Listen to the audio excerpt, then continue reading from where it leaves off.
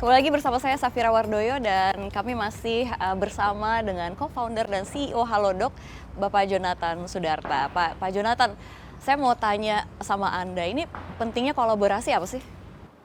Pentingnya kolaborasi, Ya. menyadari bahwa kita nggak mampu melaksanakan segala hal, jadi mau nggak mau harus kolaborasi. Penting banget kalau bilang. Kalau untuk di Halodoc sendiri ini seperti apa sih dengan yang lainnya gitu untuk membangun si Halodoc sendiri? Halodoc itu tidak akan eksis kalau nggak ada collaboration partner kita, dokter, apoteker, apotek, rumah sakit, pemerintah, jelas itu semua bagian dari kolaborasi kita. Hasilnya yang dicapai gitu, yang ditargetkan dari kolaborasi? Mimpi kita satu, kalau bisa ngebantu seluruh pasien yang ada di Indonesia.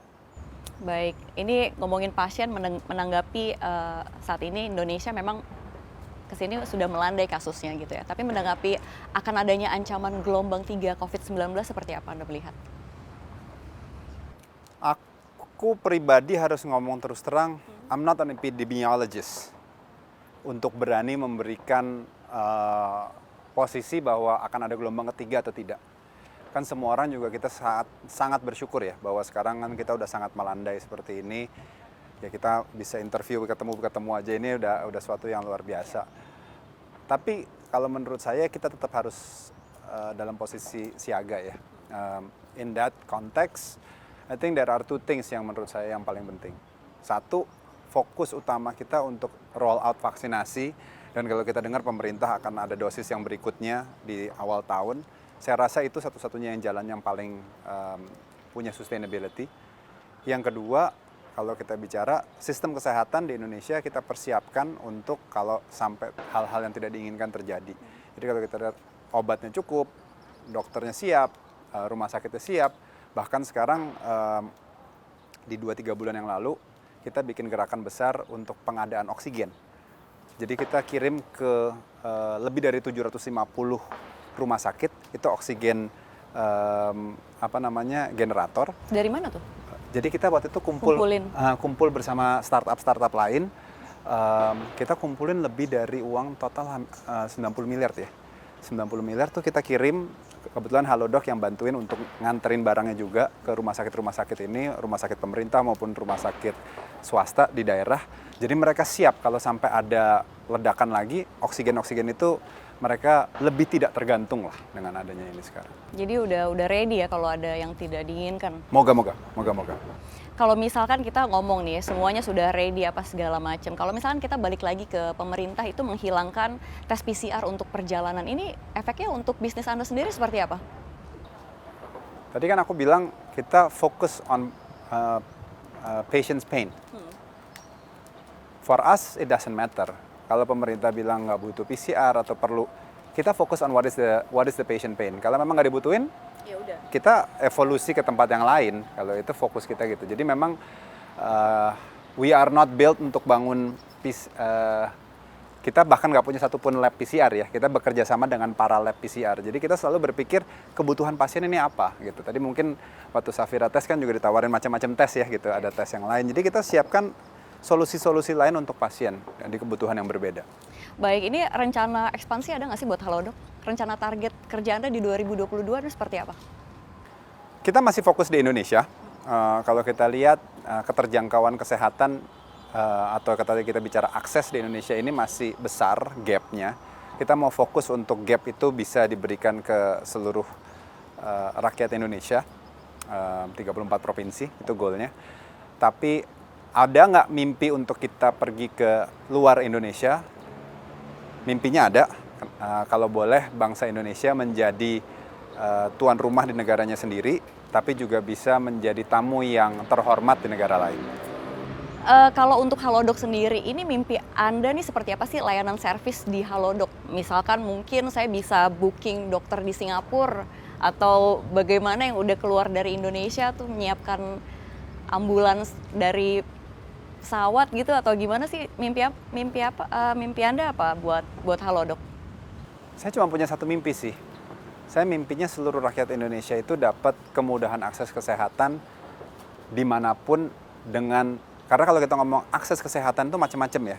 mulai dari dokter yang hebat, obat yang baik, layanan kesehatan yang baik, dimanapun mereka berada, dan mereka punya akses yang sama. Jadi memang KPI utama kita itu sebenarnya adalah berapa pasien yang kita bantu hari ini.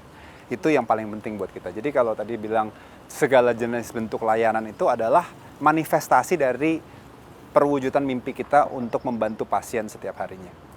Atau emang nggak mau dibocorin dulu nih, lagi mau ngerjain apa Halodoc buat ke depan nih untuk melayani pelanggan gitu ya? Ceritanya mau bilang nggak mau ada yang dibocorin, tapi ada sebagian juga yang mungkin kita harus ngomong, kita juga Belum kepikir atau? belum tahu patient pain-nya, evolusi patient pain-nya seperti apa. Karena kita cuma punya satu mimpi. We are very firm in our goal, but we are flexible in our execution.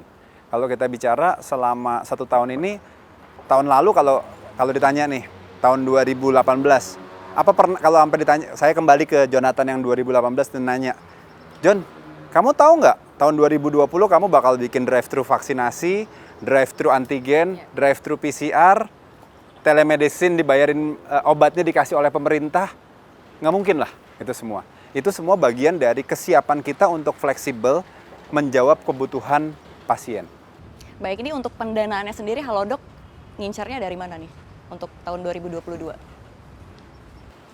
Kita selama ini fundraising, kita menutup pendanaan series C beberapa waktu yang lalu ya, 4-5 bulan yang lalu. Sementara ini rasanya kita cukup baik dari sisi pendanaan, we're pretty well funded.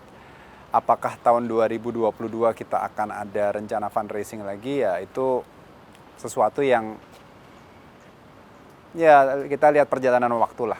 Saat ini sih kita we're fine with what we have today. Oke, ini pertanyaan terakhir untuk Anda. Saya mau Anda kasih statement untuk anak-anak muda penonton CNBC Indonesia yang lagi merintis nih usaha startup, khususnya di bidang digital. Dari Jonathan Sudarta. Always believe on yourself, bahwa kita itu bisa menciptakan perbedaan, dan pasti dalam proses kita merintis mimpi kita itu there will be problems and people that doubts us.